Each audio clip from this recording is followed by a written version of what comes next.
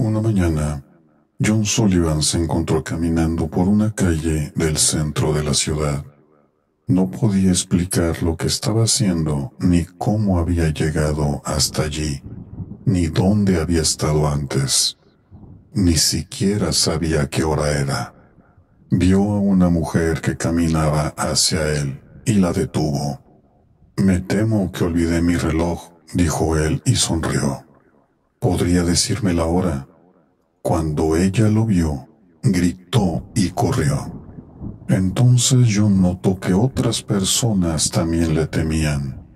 Cuando lo veían acercarse, se aferraban contra las paredes de un edificio o corrían a través de la calle para mantenerse alejadas. «Algo en mí debe andar mal», pensó John Sullivan. «Será mejor que vuelva a casa». Llamó a un taxi, pero el conductor le echó una mirada y se alejó. John no entendía lo que estaba pasando, y eso lo asustó. «Tal vez haya alguien en casa que pueda venir a buscarme», pensó. Encontró un teléfono público y llamó a su esposa, pero contestó una voz que no fue capaz de reconocer. «¿Está la señora Sullivan en casa?», preguntó. «No, ella ha ido a un funeral», dijo la voz. «El señor Sullivan murió ayer en un accidente en el centro de la ciudad».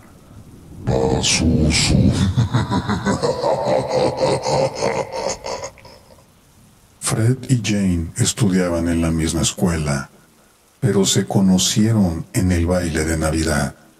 Fred había ido solo, y también lo había hecho así Jane. Pronto, Fred decidió que Jane era una de las chicas más lindas que había visto jamás. Bailaron juntos la mayor parte de la noche. A las 11 en punto, Jane dijo: «Tengo que irme ya. ¿Puedes llevarme a casa?». «Con mucho gusto», repuso él. «Yo también debo ir a casa. Tuve un accidente, estrellé mi auto contra un árbol cuando venía hacia aquí», dijo Jane. «Supongo que iba distraída». Fred condujo hasta la entrada de la casa de Brady Road. Se encontraba en un barrio que él no conocía muy bien. «¿Por qué no me dejas aquí?», preguntó Jane.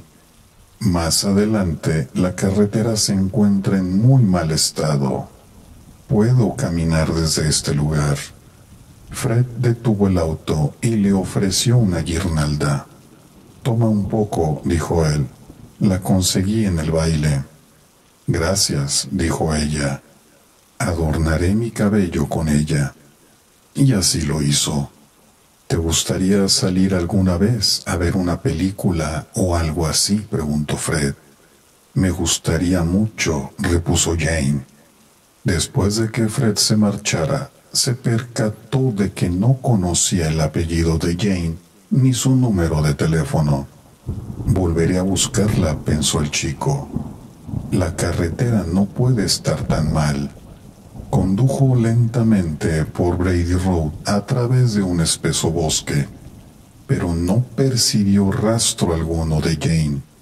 Al tomar una curva, vio más adelante los restos de un auto.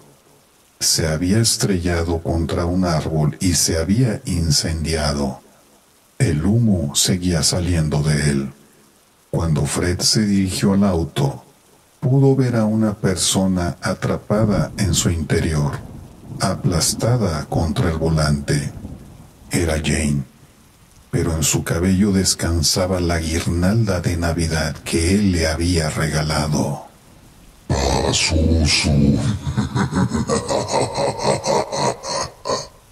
Aida asistía siempre a la iglesia los domingos a las 7 de la mañana. Por lo general, oía el clamor de las campanas de la iglesia mientras desayunaba, pero esta mañana lo escuchó mientras aún estaba en cama. «Eso significa que llegó tarde», pensó la chica. Aida saltó de la cama Se vistió rápidamente y salió sin comer ni mirar el reloj. Afuera todavía estaba oscuro, pero normalmente era así en esa época del año. Aida era la única que recorría la calle. Los únicos sonidos que se escuchaban eran el repiquear de sus zapatos sobre el pavimento. Todo el mundo debe estar ya en la iglesia, pensó la chica. Aida tomó un atajo a través del cementerio. Luego se internó en silencio en el templo y encontró un asiento. El servicio ya había comenzado. Cuando recuperó el aliento, Aida miró a su alrededor.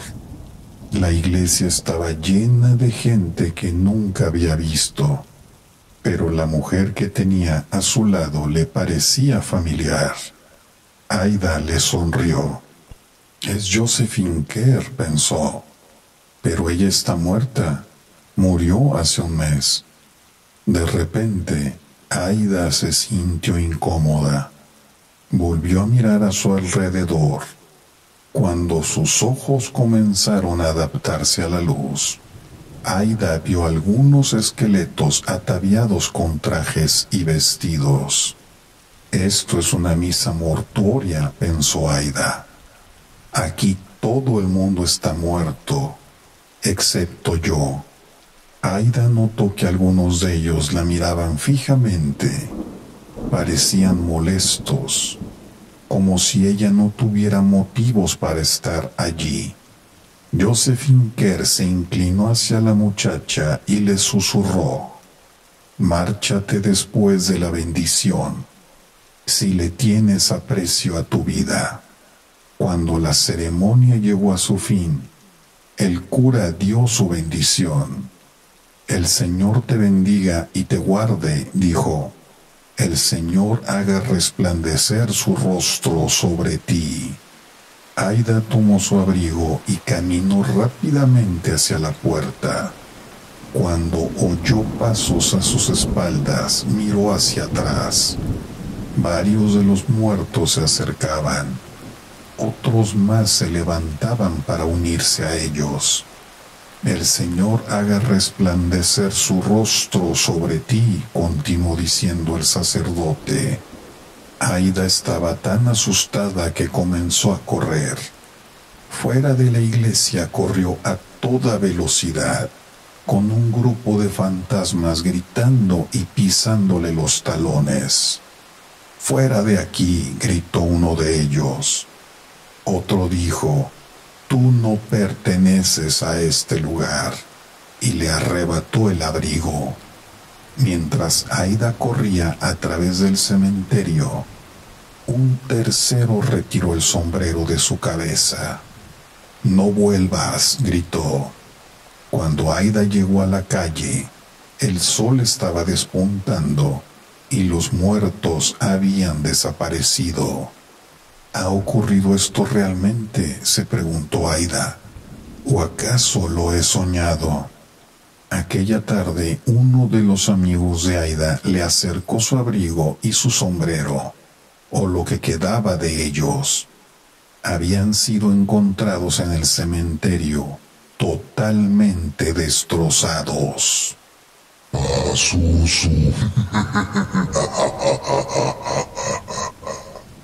La casa estaba cerca de la playa. Era una antigua y gran vivienda donde nadie había morado durante años. De vez en cuando alguien forzaba una ventana o una puerta y pasaba la noche en el lugar, pero nunca nadie se quedaba más allá de eso. 3 pescadores atrapados por una tormenta se refugiaron allí una noche. Con un poco de madera seca que encontraron dentro, hicieron un fuego en la chimenea. Se echaron en el suelo e intentaron dormir, pero ninguno de ellos consiguió descansar. Primero escucharon pasos en la planta superior. Parecía que hubiera varias personas moviéndose hacia adelante y hacia atrás, hacia adelante y hacia atrás. Cuando uno de los pescadores gritó: ¿Quién anda ahí?, los pasos se detuvieron. Oyeron a una mujer gritar.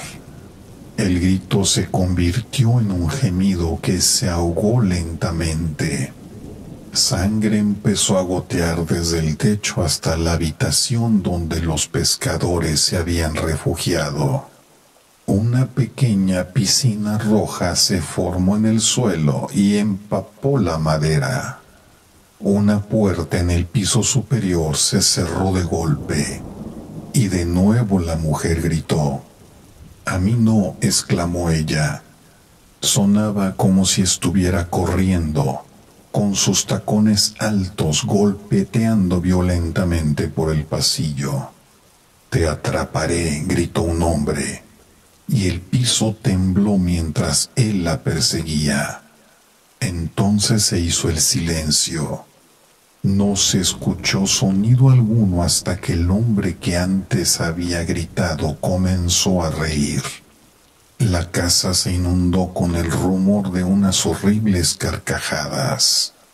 La noche continuó de tal manera hasta que los pescadores pensaron que perderían la cordura. Cuando el sonido por fin se detuvo, los pescadores escucharon a alguien descender por las escaleras arrastrando algo pesado, que emitía un golpe seco al encontrar cada escalón. Lo oyeron recorrer el vestíbulo y salir por la ventana principal. La puerta se abrió para enseguida cerrarse de golpe. Una vez más, todo quedó en silencio. De repente, un relámpago iluminó la casa con un resplandor de luz verde. Un rostro espantoso contempló a los pescadores desde el pasillo. A continuación resonó el trueno. Aterrorizados, los hombres huyeron de aquella casa entregándose a la tormenta. Pazuzu. A finales de una noche de octubre de 1864, un navío evasor de bloqueo naval confederado se internó entre algunas lanchas cañoneras de la Unión a la entrada de la bahía de Galveston, en Texas, y consiguió llegar sano y salvo hasta el puerto con su carga de alimentos y otras necesidades. Louis Billings, el capitán de la pequeña embarcación, se preparaba para detener el navío cuando fue sorprendido por el grito de uno de sus tripulantes. Una extraña y vieja goleta con una gran bandera negra se dirigía hacia nosotros, diría Billings más tarde. Estaba iluminada con una especie de extraña luz azul pálida que alumbraba cada rincón de la nave. La tripulación de dicha goleta estaba recogiendo las maromas y realizando otras tareas, y no nos prestó atención, ni siquiera nos dirigió la mirada. Todos ellos tenían unas horribles heridas sangrantes, pero sus rostros y sus ojos eran los de unos hombres muertos. El marinero que había chillado antes cayó de rodillas.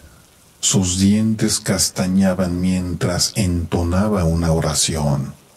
Superando mi propio terror, que me helaba la médula de los huesos, salí hacia adelante, gritando a los demás mientras corría.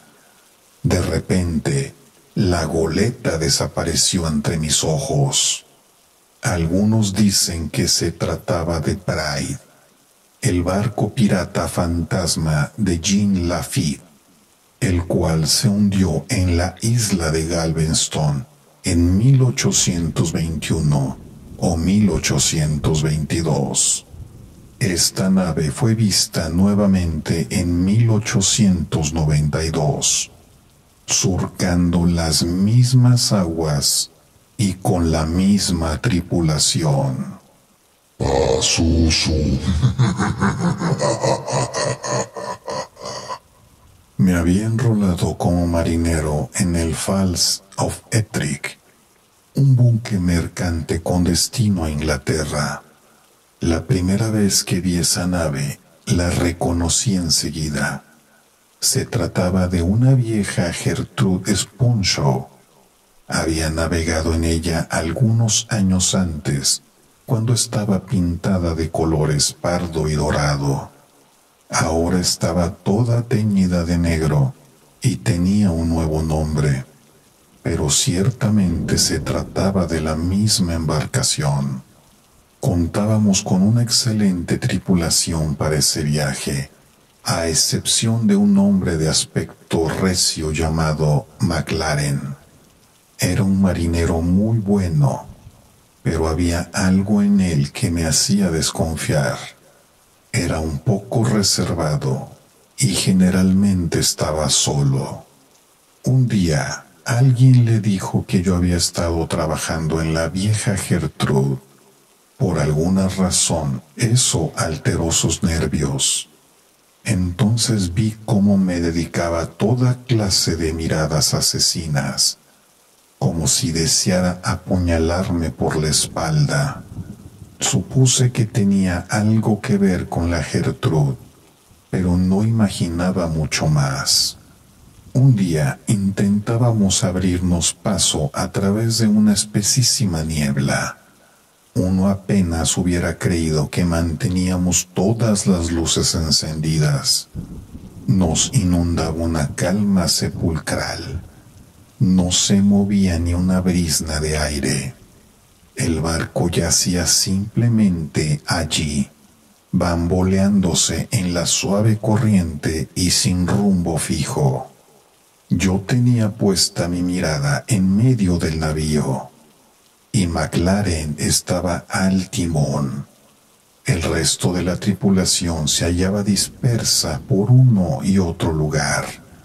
Todo descansaba en medio de una tranquilidad mortuoria. Entonces ocurrió de repente. ¡Qué locura!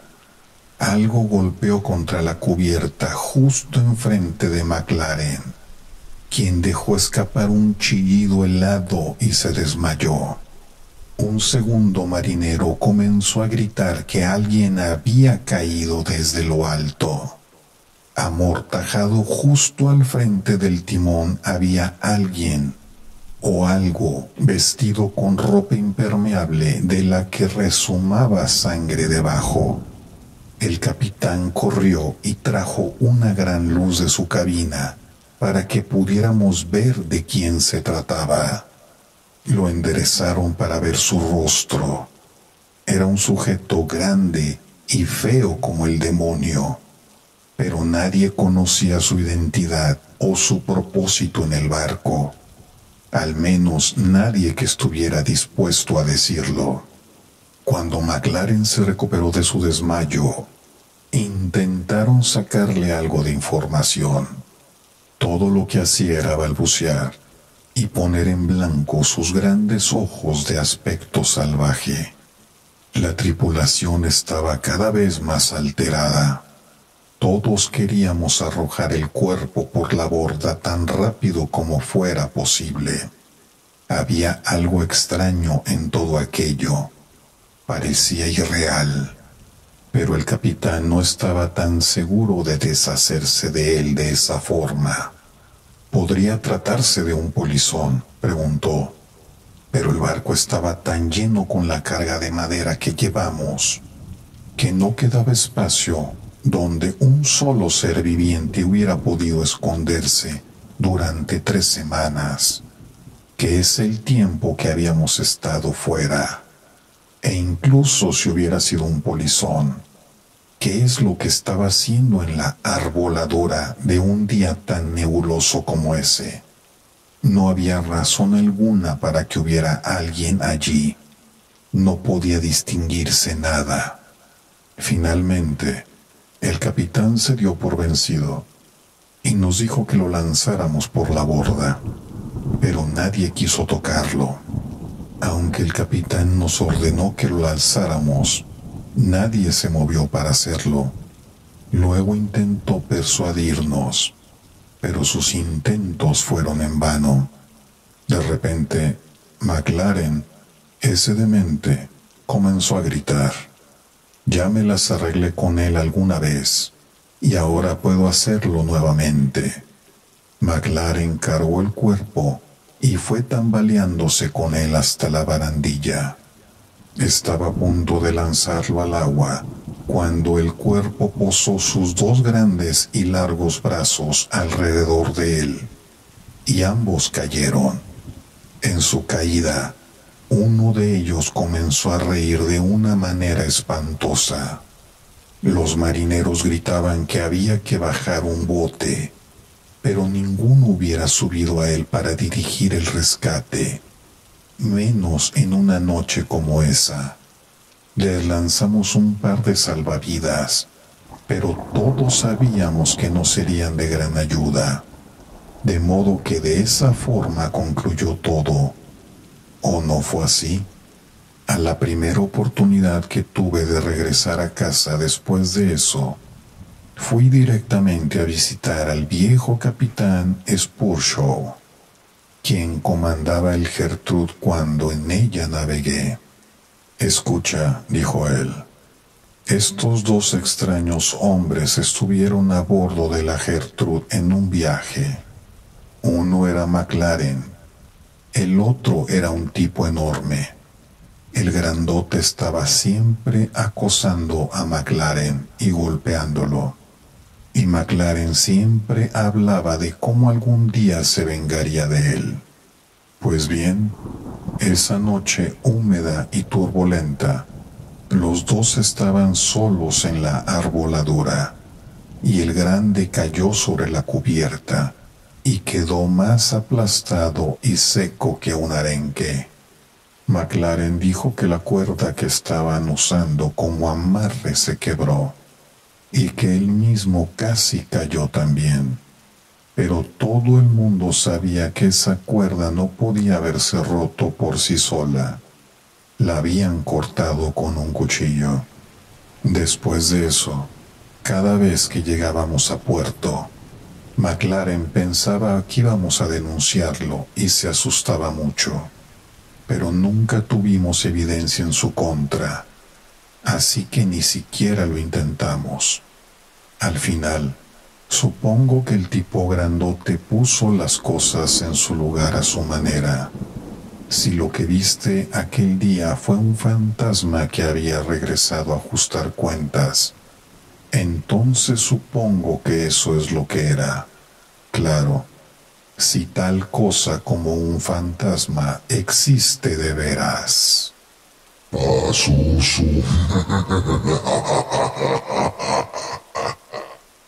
Billy Mansfield contó que un perrito negro lo seguía a donde quiera que él iba, pero él era el único que podía verlo. Así que la gente pensó que ya estaba un poco mal de la cabeza.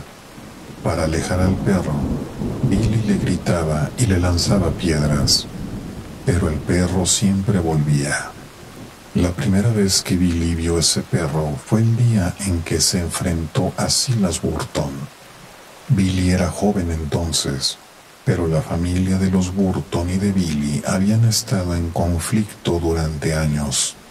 Cuando Billy vio a Silas cabalgando hacia él, este aprestó su arma y Burton alcanzó la suya, pero Billy disparó primero. Alcanzó a Burton en la espalda y lo derribó de su montura. El caballo de Burton huyó y su arma cayó donde él no pudo alcanzarla. Se quedó tendido en el suelo suplicando a Billy que no lo matara, pero Billy apretó el gatillo de igual forma. El perrito negro de Burton estaba junto a su dueño cuando éste murió. Aún entonces el perro seguía lamiendo el rostro de Burton y ladraba y gruñía a Billy. Fue así que en un arrebato de ira, Billy mató también al animal. No había muchos agentes policiales en esa época, así que Billy no fue arrestado. Pero aquella noche oyó al perro de Burton afuera de su cabaña, rascando la puerta y ladrando para que lo dejara entrar. Es solo mi imaginación, se dijo a sí mismo Billy. Le disparé a ese perro, está muerto. Pero a la mañana siguiente, Billy vio al perro. Lo estaba esperando afuera. A partir de entonces no transcurrió un solo día en que no lo viera, y no hubo una sola noche en la que no lo oyera rascar la puerta, ladrando para que lo dejara entrar. En lo sucesivo, Billy siempre encontraba pelos negros de perro en el sofá, en el suelo, en la cama e incluso en su comida. Y la casa y el patio apestaban a bestia. Eso es lo que Billy contaba. Cada vez que alguien le decía que no había visto tal perro, él respondía: tal vez tú no lo veas, pero yo sí. Y no estoy más loco de lo que lo estás tú. Las cosas siguieron así durante muchos años. Entonces, una mañana a mediados del invierno, los vecinos no vieron humo salir de la chimenea de Billy. Cuando fueron a comprobar qué sucedía, Billy no estaba allí. Un día después encontraron su cuerpo oculto en la nieve detrás de la cabaña. Billy tenía muchos enemigos y al principio parecía como si alguien lo hubiera matado, pero no había una sola marca en su cuerpo y tampoco había rastro de huellas, salvo las de Billy. El médico dijo que Billy probablemente había muerto de vejez, pero había algo extraño respecto a su muerte. Cuando los vecinos encontraron a Billy, había pelos negros de perro en su ropa. Incluso tenía algunos en su rostro. Olía como si un perro hubiera estado allí con él. Sin embargo, nadie había visto al animal en ninguna parte. Pazuzu. Una anciana cayó enferma y murió. No tenía familia ni amigos íntimos, así que los vecinos llamaron a un sepulturero para que cavara una tumba para ella. También compraron un ataúd y lo colocaron en su sala. Como era la tradición, lavaron su cuerpo, lo vistieron con sus mejores ropas y lo recostaron en el ataúd. Cuando murió, sus ojos se abrieron de par en par, mirándolo todo pero sin ver nada. Los vecinos encontraron 2 viejas monedas de $1 de plata en su tocador y las colocaron sobre sus párpados para mantenerlos cerrados. Encendieron velas y se sentaron cerca de ella para que no se sintiera demasiado sola en la primera noche que pasaba muerta. A la mañana siguiente vino un sacerdote que elevó una plegaria por ella. Entonces todo el mundo se fue a casa. Más tarde el sepulturero llegó para llevarla al cementerio y enterrarla. Miró fijamente los $2 plateados que tenía colocados en sus ojos y los tomó. Cuán brillantes y delicados eran, cuán gruesos y pesados. Son hermosos, pensó, simplemente hermosos. Miró a la anciana muerta, con los ojos bien abiertos. Sintió que ella lo miraba fijamente, observándolo mientras sostenía sus monedas. Sintió un escozor espeluznante. Volvió a poner las monedas sobre los ojos de la anciana para mantenerlos cerrados. Pero antes de que pudiera siquiera pensarlo, extendió su mano otra vez, tomó las monedas y las metió en su bolsillo. Luego levantó un martillo y tapió rápidamente la cubierta en el ataúd. Ahora ya no podrás ver más, le dijo. Después la llevó al cementerio y la enterró lo más rápido que pudo. Cuando el sepulturero llegó a casa, guardó los $2 de plata en una caja de hojalata y la sacudió. Las monedas emitieron un sonido alegre, pero el sepulturero no se sentía contento. No podía olvidar la mirada de aquellos ojos. Cuando oscureció, se desencadenó una tormenta y el viento empezó a soplar. El viento silbaba por toda la casa. Se colaba a través de las grietas y por las ventanas y por la chimenea. Se le oía ular. El fuego se avivaba y parpadeaba. El sepulturero arrojó un poco de leña fresca al fuego. Se metió en la cama y se llevó las mantas hasta la barbilla. El viento siguió soplando. Se le oía bramar. El fuego ardía y crepitaba y proyectaba sombras malignas en las paredes. El sepulturero yacía allí, pensando en los ojos de la anciana muerta que lo miraban fijamente. El viento soplaba cada vez con mayor fuerza, y el fuego crecía y crepitaba, y crujía y se elevaba, y él se asustaba cada vez más. De repente oyó otro sonido. Clink, clink, clink. Clink, clink, clink. Clink, clink, clink. Clink, clink, clink. Eran los dólares de plata que repiqueteaban en el interior de la caja de hojalata. Gritó el sepulturero. ¿Quién se está llevando mi dinero? Pero todo lo que escuchó fue el viento que arreciaba. Y las llamas se avivaban sin cesar, y crujían y crepitaban, y las monedas tintineaban con su clink, clink, clink, clink, clink, clink. Saltó de la cama y aseguró la puerta con una cadena. Luego se apresuró a regresar, pero su cabeza apenas había tocado la almohada cuando oyó el clink, clink, clink, clink, clink, clink. Entonces percibió algo en la distancia. Era una voz que gritaba: ¿Dónde está mi dinero? ¿Quién tiene mi dinero? ¿Quién? ¿Quién? Y el viento rugía.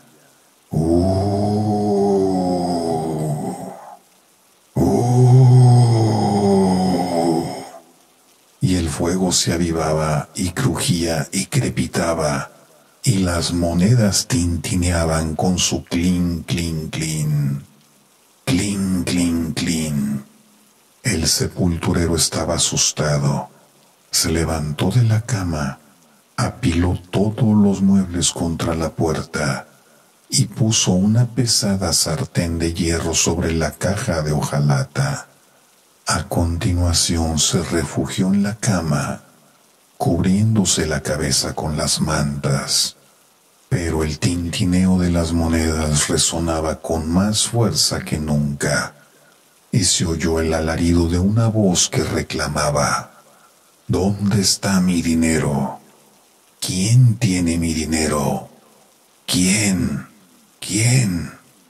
Y el viento aullaba y el fuego se avivaba, y crujía y crepitaba, y el sepulturero temblaba, y titiriteaba y se lamentaba. ¡Oh, Dios mío! ¡Dios mío!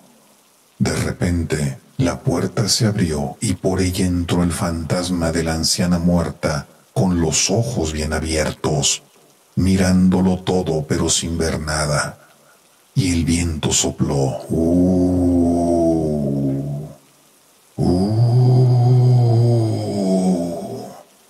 Y las monedas tintinearon con su clink, clink, clink, clink, clink, clink. Y el fuego se avivó, y crujió y crepitó, y el fantasma de la mujer muerta gritó: ¿Dónde está mi dinero? ¿Quién tiene mi dinero? ¿Quién? ¿Quién? Y el sepulturero gimió: «Oh, Dios mío, Dios mío». El fantasma podía oír las monedas con su clink, clink, clink, clink, clink, clink, dentro de la caja de hojalata, pero sus ojos muertos no eran capaces de verla, así que extendió sus brazos e intentó encontrarla. El viento tronaba.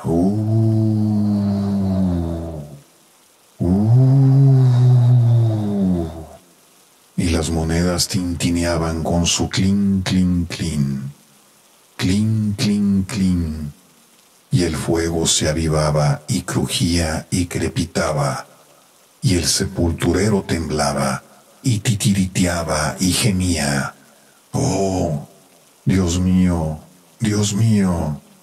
Y la mujer gritaba con un quejumbroso alarido: «¿Dónde está mi dinero? ¿Quién tiene mi dinero? ¿Quién? ¿Quién?». De repente saltó sobre él y le dijo: «Lo tienes tú».